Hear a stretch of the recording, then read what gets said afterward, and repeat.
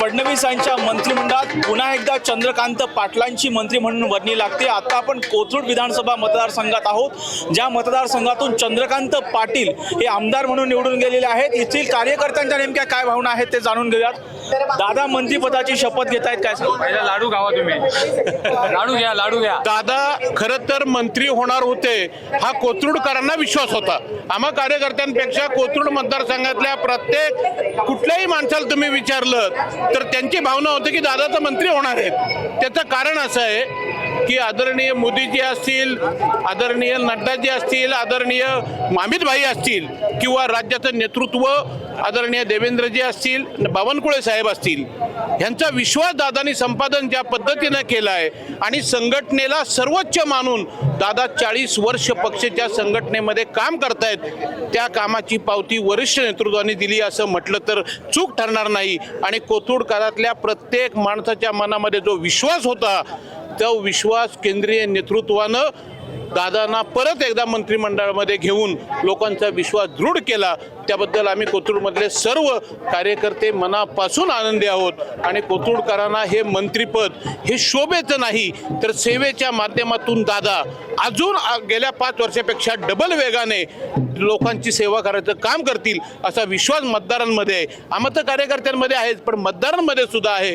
दादांना आम्ही आमच्या मनपूर्वक अभिनंदन करतो आणि वरिष्ठ नेत्यांना केंद्रीतल्या आणि राज्यातल्या सगळ्यांना आम्ही मनापासून कोथरूड मतदारसंघाच्या वतीने धन्यवाद देतो। त्यांनी अण्णांना मंत्री केलं केंद्रामध्ये, मेधाताईंना राज्यसभेवरती घेतलं आणि कोथरूडमध्ये दादांना परत तिसऱ्यांदा कॅबिनेट मंत्री म्हणून निवड केली।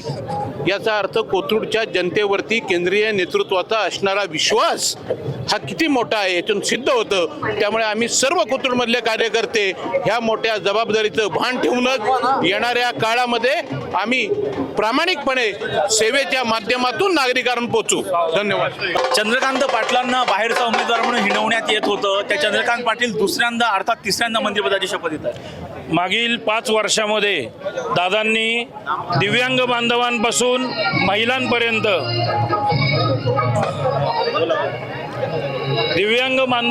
महिलांपर्यंत वारकरी संप्रदायांपासून लाडली बहीणपर्यंत आणि सर्व स्तरातील घटकांसाठी दादांनी अहोरात्र काम केलं।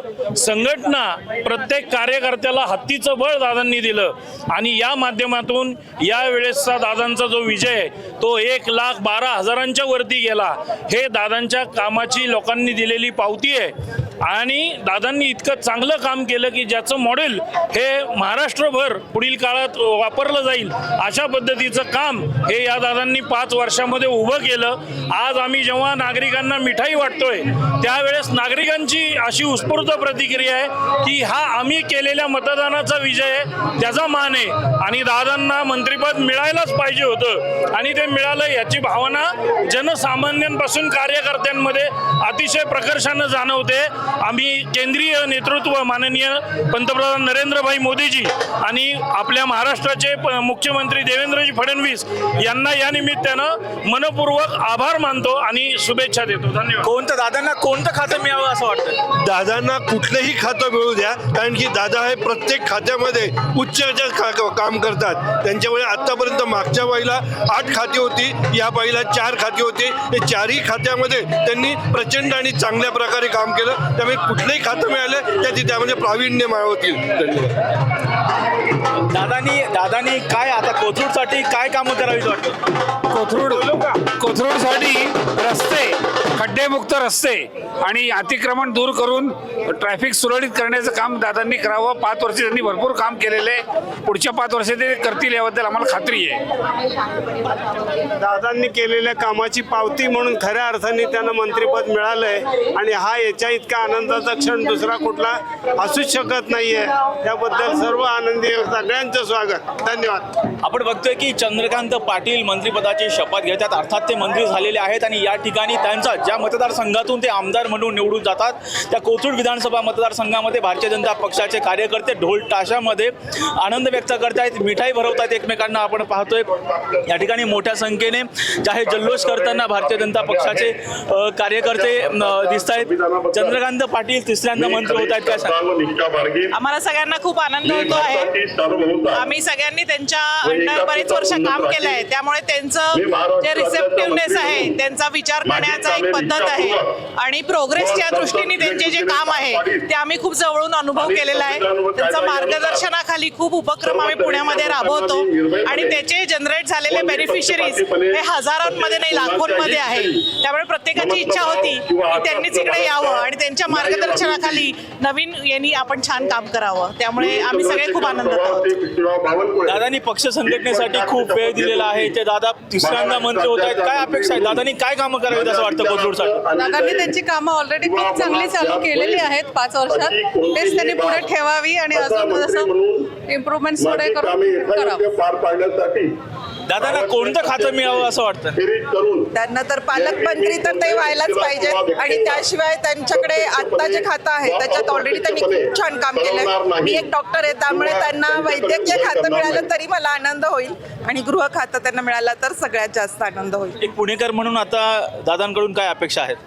पुणेकर म्हणून ऑलरेडी दादांनी कोथरूडकर म्हणून भरपूर सगळ्यांच्या आशा पूर्ण केलेल्या आहेत आणि खूप मोठं काम त्यांनी केलेलं आहे आणि पुण्यात सुद्धा त्यांचं असंच काम राहील. पूर्ण पुण्याच्या विकासासाठी ते करतीलच, म्हणजे त्याच्यात काही डाऊटच नाही आहे. आणि अनेक गोष्टी आज पुण्याला स्मार्ट सिटीचं पुन्हा एकदा त्याचं एक तयार व्हावं एक स्टेटस, याच्यासाठी दादा पूर्ण प्रयत्न करतील असं मला वाटतं.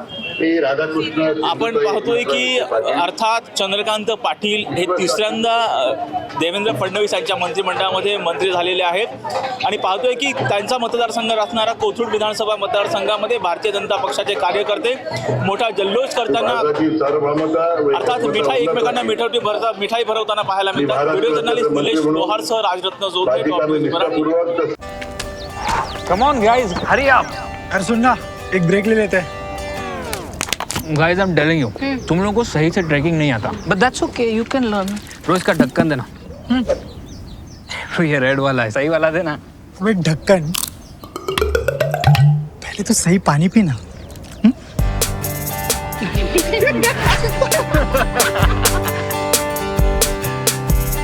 Manikchand Oxyrich, proudly Indian.